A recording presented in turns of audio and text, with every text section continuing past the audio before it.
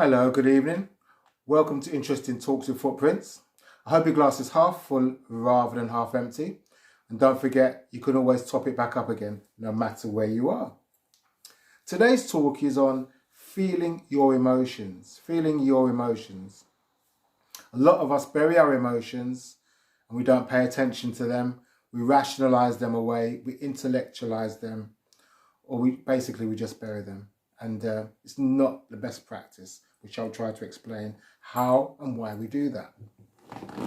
If you've not subscribed to this channel, do subscribe and leave comments. In this particular talk, if you do wish to get what is called a counselling wheel of emotions, which looks like this, it's got 72 different emotional descriptions on there.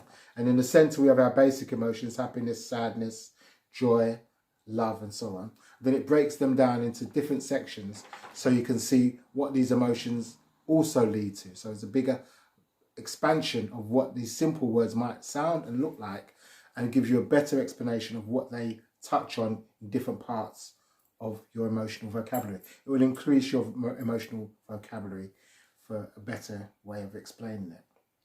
So on with the talk. So our feelings and emotions, a lot of us intellectualize them.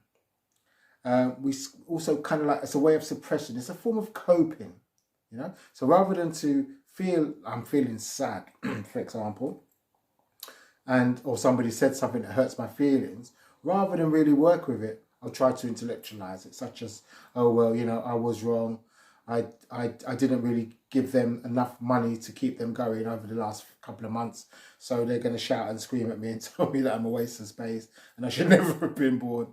And that's it. I intellectualize it rather than allowing my emotions to be real and have that feeling of anger, which would be a normal thing, a feeling of hurt, a feeling of abandonment, feelings of not feeling good.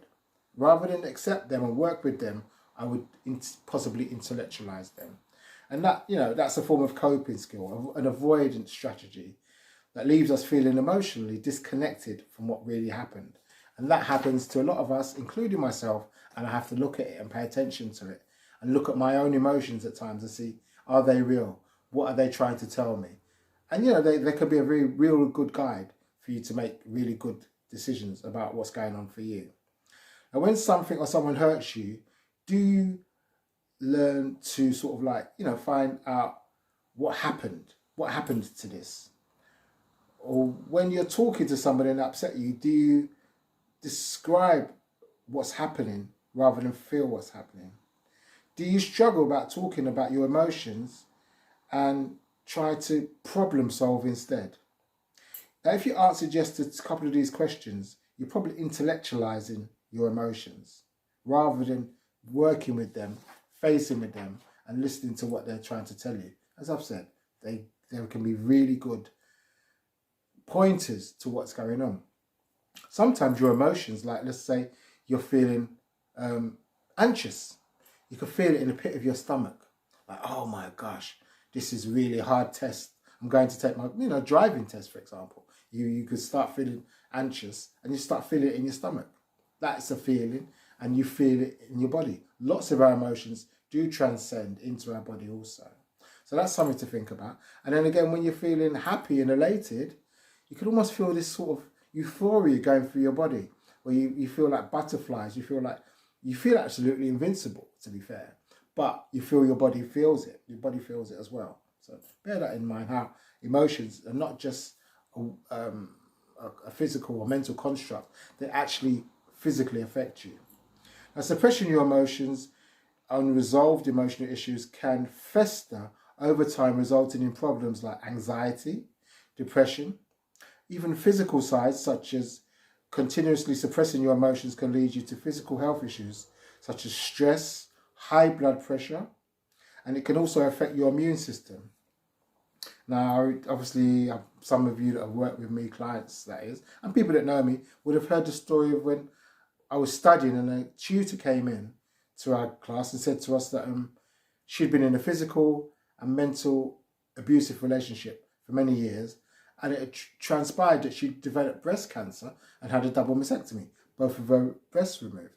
Now, at the time, which is 15, 16, maybe 20 years ago, when I first heard this, my mouth was open. I couldn't relate that being in a stressful situation, i.e. also burying your emotions or your emotions being in turmoil, could lead to physical diseases. Now, what it can do is can stop your immune system from functioning as it should do. So let's say cancer cells appear, your immune system's not working, the cancer cells can do what they want rather than your immune system attacking them and eradicating them from your system. This can happen through you not paying attention to your emotions, suppressing your emotions and not acknowledging them, so your body runs as it should do. So recognizing, overthinking, thinking over and over and over again in your head, trying to analyze and to clearly think about what happened rather than allowing your emotions to tell you what's happening can be very, very detrimental. Now, emotions are not just negative stuff, they're very positive stuff as well. So when you're emotionally charged and feeling happy, doing something that you appreciate, something that makes you feel good, your emotions will tell you. So again, why not keep going back to that to get some more of those feel-good chemicals going through you? You might find yourself coming up with logical explanations or excuses for why you're feeling a certain way. Just go with your emotion instead of trying to avoid it, trying to minimize it. Now, ways that can help you with your emotions are self-compassion, being compassionate to yourself, giving yourself love, giving yourself the opportunity to say, this emotion is happening. Let me pay attention to it. Where is it taking me? What is it trying to tell me? Again, mindfulness can also help, as in being present, being in the moment, accepting what's going on. My feelings are telling me this. This is what's happening.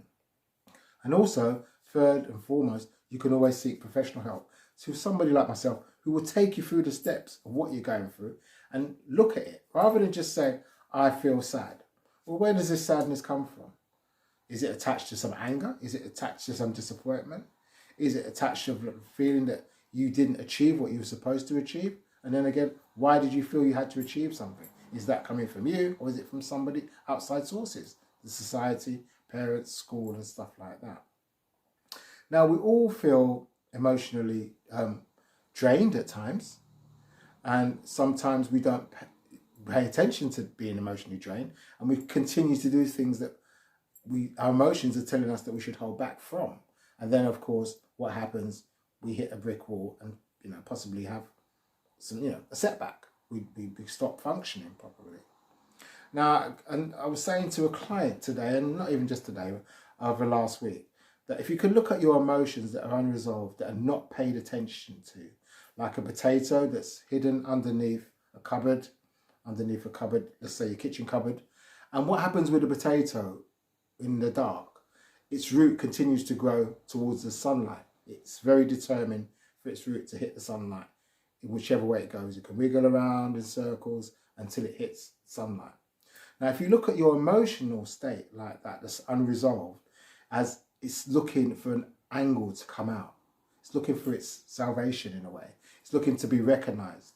Now, if you don't pay attention to that and don't give it its recognition, put it in the box it's supposed to come to, or find a resolution for an emotion that's been disturbed and looking for its way out, then of course it affects all your other emotions, it affects your feelings, it affects so many aspects of who you are. And until it gets resolution, it's going to be discontent and be looking for its way out. And it's going to be affecting other parts of your body. And one way I could describe it, you bang your toe on the bottom of the bed, or playing football or netball or basketball, whatever sport you might play, and you don't pay much attention to it because it's an instant pain, it's gone. But then as time going on, it starts to become, something happens to your toe and it's really going bad. But it might start affecting your eye. Do you understand what I'm saying to you? It's not, emotions that have gone wrong don't necessarily relate to where it happened. It can come out in a different part of your body, a different part of your psyche or emotional state. It doesn't necessarily need to be related to where the pain took place.